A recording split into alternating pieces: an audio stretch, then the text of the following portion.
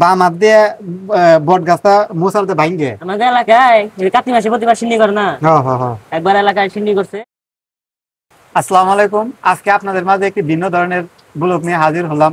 ব্লগটি হচ্ছে কে কত চাপা মারতে পারে। তো বসছি আমি আর বাইশটা, দেখা যাক কে কত বেশি চাপা মারে। তো বাইশটা শুরু করো। চাচা আপনি কি জানেন আমাকে বাড়িতে এত বড় একটা গোয়াল ঘর ছিল। গোয়াল ঘরের এই মাথা থেকে বাসু ছেড়ে দিলে ও মাথায় যাওয়ার আগে বিয়ে আইতো। তাই নাকি? তাহলে আমারটা শুনে না। এখন আমাকে বাসায় একটা কোনটা ছিল বুঝছেন, মানে আমাদের যখন ধান শুকা দিত তখন যদি মেঘ জমতো তখন তো ছেয়া পড়তো, তখন আমাদের ওই কোনটা দিয়ে এই যে বাড়ি দিয়ে মেঘ সরাই দিতাম, তারপরে রোদ পড়তো।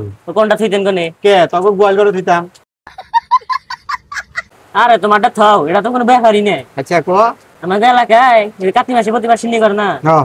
একবার এলাকায় সিন্নি করছে 20 মণ চাইলের খিচুড়ি করবো। তো এলাকায় মনে করেন প্রচুর বৃষ্টি, বন্যা। আচ্ছা মানুষ তো নাই, খিচুড়ি খাবো কারা? মাছ ধরে কয় যে খিচুড়ি ফালাই দেই। পরে আমি মাছ ধরে কইলাম খিচুড়ি ফালাই দিবেন, নষ্ট হবো, চেষ্টা করে দেখি। আচ্ছা পরে এখন খিচুড়ি বগলে গেলাম, ডাকনা হরাইলাম 20 মণ চাইলের খিচুড়ি। রুকো যারা, নাক দিয়ে টান দিছি, 17 মণ চাইলের খিচুড়ি পেড়ে গেল। তোরা আর একটা কাহিনী কই। আমি একদিন গেছি মঙ্গলবারে হাটে। তো মঙ্গলবারে হাটে থেকে পরে আবার নইছি। পরে সামনে হলো একটা পুরী দহন বাজলো। পরে পুরিওয়ালা দহন আমার আবার পরিচিত। পরে কয় তাহলে আহো বাজান, তাহলে একটা পুরি খেয়ে যাও। পরে আমি কইলাম যে বাজান আমি তো দাঁত ব্রাশ করি নাই, তাহলে থাকেন আমি দাঁত ব্রাশ করে আসি। পরে আমাদের পোড়াবাড়িতে বাজার আছে, পোড়াবাড়ি বাজার আছে, একটা আছে বট গাছ আছে। পরে বট গাছের ওখানে গেলাম। বট গাছের ওখানে যাই বাম হাত দিয়ে বট গাছটা মোছালতে ভাঙ্গে, পরে দাঁত ব্রাশ করতে করতে মনে করো যে আইলাম। আর পরে পরে এই পুরি খাইলাম। এটা কোনো ব্যাপার হইলো? আমাকে বাড়ির পিছনে যারা পুকুর আছে, পুকুরে বোঝাই পানি, পুকুর শেষ তবো একজনের কাছ করে মেশিন নিয়েছে, আইনা শেষ তাছে 2 দিন যায় পানি শুকাই না। 2 দিন ধরে পানি এসেছে, পানি শুকায় না। আচ্ছা কি করব, মেশিন দিলাম ডেলতে ফালাই। আচ্ছা পরে পরে কই হেত এই মেশিন নাকি পুকুর হেস্তি। আচ্ছা পরে পুকুরে পানি মোহে নিলাম, নিয়ে অন্য ভরে খুলি করে দিলাম।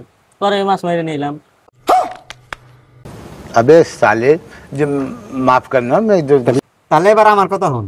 বুঝছা কি, আমার এক কাকাতো ভাই আছে। তো আমাদের একটা বিল্ডিং আছিল। পরে ও হইলো বাচ্চা পোলাহান। পরে খেলবার নিচে খেলতেই খেলতেই বিল্ডিং থেকে পড়ে গেল না। এন্দালে উপায় কি? পরে আমার ভাই থাকতো হইলো সিঙ্গাপুরে। পরে আরো ফোন দিলাম যে ভাই এই কাহিনী, ও তো ছাদ থেকে পড়ে গেছে গা। পরে ও টিকিট মিকিট কাইডে পরে বাংলাদেশে আইয়ে পরে না, পরে ওরে কেস দৌড়, পরে সেটা বাঁচলো। তাই নাকি? হ্যাঁ। তো প্রিয় দর্শক, এই ছিল আজকের ভিডিও। আমি আশা করি আপনাদের হাসাইতে পারছি, আপনাদের অনেক ভালো লাগছে। তো এরকম ভিডিও যদি আপনারা চান তাহলে কমেন্টে জানাবেন যে আমরা চাই, তাহলে ইনশাল্লাহ নেক্সটে আরো ভিডিও দেবো এরকম। তো ভালো থাকবেন। আসসালামু আলাইকুম।